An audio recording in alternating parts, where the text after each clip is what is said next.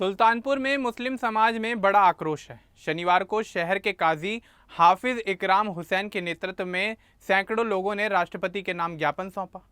इस ज्ञापन में बीजेपी नेता नाजिया इलाही खान द्वारा पैगंबर मोहम्मद पर की गई कथित आपत्तिजनक टिप्पणियों की निंदा की गई है। समाज के लोग कह रहे हैं कि नाजिया के बयानों से उनकी धार्मिक भावनाएं आहत हुई हैं। उन्होंने सरकार से नाजिया इलाही खान के खिलाफ सख्त कानूनी कार्रवाई करने की मांग की है। यह ज्ञापन सिर्फ सुल्तानपुर तक सीमित नहीं है, कई शहरों में नाजिया के बयानों के विरोध में आवाज़ भी उठ रही है। तो चलिए आगे बढ़ते हैं और आपको विस्तार से बताते हैं कि आखिर क्या है ये पूरा मामला। लेकिन उससे पहले बात कर लेते हैं नाजिया इलाही खान के जीवन के बारे में। दरअसल नाजिया इलाही खान का जन्म 11 फरवरी 1989 को पश्चिम बंगाल की राजधानी कोलकाता में एक मुस्लिम परिवार में हुआ। उनका बचपन कोलकाता में ही बीता, जहां उन्होंने अपने परिवार के साथ सामान्य जीवन बिताया। उनका परिवार सामाजिक और धार्मिक परंपराओं को मानने वाला था, लेकिन शिक्षा के महत्व को भी अच्छी तरह समझता था। इसी वजह से उनके माता पिता ने उनकी पढ़ाई में हमेशा पूरा सहयोग दिया और उन्हें आगे बढ़ने के लिए प्रोत्साहित किया। बचपन से ही नाजिया पढ़ाई में रुचि रखती थीं और नई चीज़ें सीखने की इच्छा भी रखती थी। उन्होंने अपनी शुरुआती शिक्षा कोलकाता के एक उर्दू मीडियम स्कूल से पूरी की। स्कूल के दिनों में ही उन्होंने समाज, कानून और लोगों के अधिकारों से जुड़े विषयों में रुचि विकसित कर ली थी। पढ़ाई पूरी करने के बाद उन्होंने उच्च शिक्षा के लिए कलकत्ता विश्वविद्यालय में एडमिशन करवाया, जहां उन्होंने एलएलबी की डिग्री हासिल की। एलएलबी के दौरान उन्होंने भारतीय संविधान, न्याय व्यवस्था और कानूनी प्रक्रियाओं का गहराई से अध्ययन किया। इसके बाद उन्होंने अपनी पढ़ाई जारी रखते हुए एलएलएम की डिग्री भी हासिल की। उनकी शिक्षा और कानूनी समझ ने आगे चलकर उनके पेशेवर जीवन और सार्वजनिक गतिविधियों की मजबूत नींव तैयार की। एक इंटरव्यू के दौरान नाजिया इलाही खान ने बताया था कि उनकी सिर्फ एक ही शादी हुई थी और वे खुद को विधवा बताती हैं। उनकी पहली शादी कम उम्र में हुई थी। जब उनकी पहली शादी हुई थी तो उस वक्त उनकी उम्र 20 साल थी। उनकी ये शादी साल 2008-9 के आसपास हुई थी। उनके पति मुस्लिम परिवार से थे, जिनका नाम सार्वजनिक तौर पर कभी सामने नहीं आया। हालांकि कुछ जगहों पर खलीलुल्लाह खान जैसे नाम का जिक्र मिलता है। शादी के कुछ समय बाद ही उनके पति की मौत हो गई, जब नाजिया की उम्र सिर्फ 20 साल के आसपास थी। इस शादी से उनका एक बेटा हुआ और उनके बेटे का नाम यामिन खान है, जो अब एलएलबी की पढ़ाई कर रहे हैं। पति की मौत के बाद नाजिया ने अकेले बेटे को पाला और खुद को कानून के क्षेत्र में स्थापित किया। वे अक्सर इस बात को शेयर करती हैं कि विधवा होकर भी उन्होंने कितना संघर्ष किया। आपको बता दें कि कई सोशल मीडिया प्लेटफॉर्म पर उनकी दूसरी या तीसरी शादी को लेकर भी दावे किए गए हैं। जैसे 2017 में डॉक्टर सचिन प्रसाद नाम के व्यक्ति के साथ उनकी शादी का जिक्र किया गया, जिसे बाद में कोर्ट ने शून्य और नील घोषित कर दिया। हाल ही में नाजिया की एक्टर पुनीत वशिष्ठ से शादी की खबर भी सामने आई थी, लेकिन यह रिश्ता टूट गया और पुनीत ने कुछ आरोप भी लगाए। नाजिया ने इन सभी आरोपों से साफ तौर पर इनकार कर दिया। वे कहती हैं कि उनकी सिर्फ एक ही शादी हुई थी, जो पति की मौत के साथ ही खत्म हो गई। बाकी आरोपों को वे साजिश या फर्जी बताती हैं। अपने करियर की शुरुआत में नाजिया इलाही खान ने महिलाओं के अधिकारों से जुड़े मामलों पर सक्रिय रूप से काम किया। उन्होंने विशेष रूप से मुस्लिम महिलाओं के अधिकारों और सामाजिक सुधार से जुड़े मुद्दों को प्रमुखता से उठाया। इसी दौरान उन्होंने ट्रिपल तलाक के चर्चित मामले में इशरत जहां की वकील के रूप में महत्वपूर्ण भूमिका निभाई। यह मामला सुप्रीम कोर्ट तक पहुंच गया और लंबे समय तक इस पर सुनवाई चलती रही। आखिरकार साल 2017 में सुप्रीम कोर्ट ने ट्रिपल तलाक की प्रथा पर रोक लगा दी। इस फैसले के बाद नाजिया इलाही खान की पहचान पूरे देश में एक ऐसी वकील के रूप में बनी जिन्होंने मुस्लिम महिलाओं के अधिकारों के लिए कानूनी लड़ाई लड़ी। ट्रिपल तलाक के मामले के बाद भी नाजिया लगातार मुस्लिम महिलाओं से जुड़े सामाजिक और कानूनी मुद्दों पर अपनी बात रखती हैं। वे मुस्लिम समाज में सुधार की ज़रूरतों पर जोर देती रहीं और महिलाओं को समान अधिकार दिलाने की वकालत करती रहीं। साल 2018 में नाजिया इलाही खान और इशरत जहां दोनों बीजेपी में शामिल हो गईं।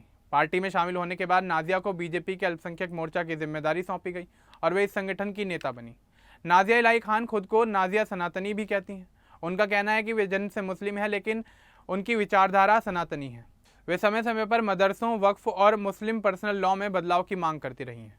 इसके साथ ही वे कई सार्वजनिक कार्यक्रमों और मंचों पर हिंदू धर्म से जुड़े अपने विचार भी रखती हैं और मुस्लिम समाज में सुधार की आवश्यकता पर खुलकर बोलती हैं। उनकी प्रमुख उपलब्धियों में महिलाओं के अधिकारों से जुड़े मामलों पर किया गया काम शामिल है। नाजिया सोशल मीडिया पर काफ़ी सक्रिय रहती हैं और विभिन्न सामाजिक, कानूनी और राजनीतिक मुद्दों पर अपने विचार साझा करती हैं। बीजेपी के अल्पसंख्यक मोर्चा में काम करते हुए वे पार्टी की कई बैठकों और कार्यक्रमों में भी शामिल हुई हैं। अपने करियर की शुरुआत में नाजिया इलाही खान ने महिलाओं के अधिकारों से जुड़े मामलों पर सक्रिय रूप से काम किया। वे मुस्लिम समाज में सुधार की बात करने लगी, लेकिन उनके बयान विवादास्पद हो गए। साल 2021 में उनसे जुड़ा हुआ पहला बड़ा विवाद सामने आया। कोलकाता में उनके खिलाफ धोखाधड़ी का केस दर्ज हुआ। आरोप था कि उन्होंने एक व्यक्ति से पैसे लिए, लेकिन कानूनी मदद नहीं दी।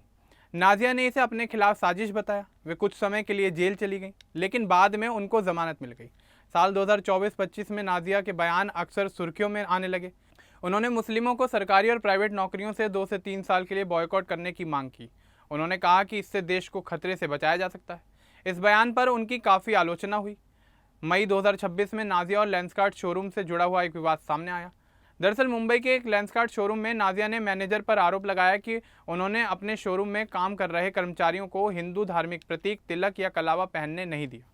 यह वीडियो सोशल मीडिया पर काफ़ी तेज़ी से वायरल हुआ था और इसके कारण लोगों के बीच धार्मिक बहस भी छिड़ गई। साथ ही यह मामला सुर्खियों में भी आ गया था। इन सभी विवादों के बीच नाजिया इलाही खान ने दावा किया कि उन्हें लगातार धमकियां मिल रही हैं। उन्होंने आरोप लगाया कि उन्हें पाकिस्तान, दुबई और महाराष्ट्र सहित कई स्थानों से जान से मारने, बलात्कार और सिर काटने की धमकियां मिल रही हैं। इसको लेकर उन्होंने अपनी सुरक्षा बढ़वाने के लिए पुलिस से मदद की मांग भी की। समय के साथ नाजिया इलाही खान से जुड़े ये सभी मामले अलग अलग चरणों में सामने आते रहे, जिनमें कानूनी कार्रवाई, सामाजिक विरोध और राजनीतिक बयानबाजी शामिल रही। उनके बयानों और गतिविधियों ने उन्हें लगातार चर्चा में बनाए रखा। समर्थक और विरोधी दोनों ही पक्षों में इस विषय को लेकर अलग अलग राय देखने को मिली। जून 2026 में नाजिया इलाही खान से जुड़ा हुआ सबसे बड़ा विवाद सामने आया। 11 जून 2026 को एक पॉडकास्ट के दौरान उन्होंने पैगंबर मोहम्मद पर कथित रूप से आपत्तिजनक टिप्पणी की। इस पॉडकास्ट का वीडियो सोशल मीडिया पर काफ़ी तेज़ी से वायरल हो गया। इसी दौरान उन्होंने मुस्लिम समुदाय के पूर्ण सामाजिक आर्थिक बहिष्कार का आह्वान भी किया, जिसके बाद देश भर में भारी आक्रोश फैल गया। मुस्लिम संगठनों और बड़ी संख्या में लोगों ने उनके बयान को धार्मिक भावनाओं को ठेस पहुंचाने वाला बताया और उनके खिलाफ कड़ी कार्रवाई की मांग की। जून 2026 के आखिर में महाराष्ट्र के भिवंडी और मुंबई में उनके खिलाफ पहली एफआईआर दर्ज की गई। इसके बाद अलीगढ़, गाजियाबाद, चंडीगढ़, हैदराबाद सहित कई अन्य शहरों में भी उन शिकायतें और एफआईआर दर्ज की गई। उनके खिलाफ धार्मिक भावनाएं आहत करने और आईटी एक्ट की विभिन्न धाराओं के तहत मामले दर्ज किए गए, जिसके बाद पुलिस ने अलग अलग राज्यों में कानूनी कार्रवाई शुरू कर दी। विवाद बढ़ने के बाद इस मामले ने कानूनी और राजनीतिक रूप भी ले लिया।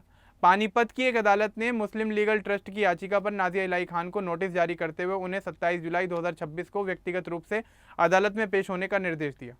इस बीच भारतीय जनता पार्टी ने भी इस विवाद से पूरी तरह से अपनी दूरी बना ली और स्पष्ट कर दिया कि नाजिया इलाही खान पार्टी की आधिकारिक पदाधिकारी नहीं है।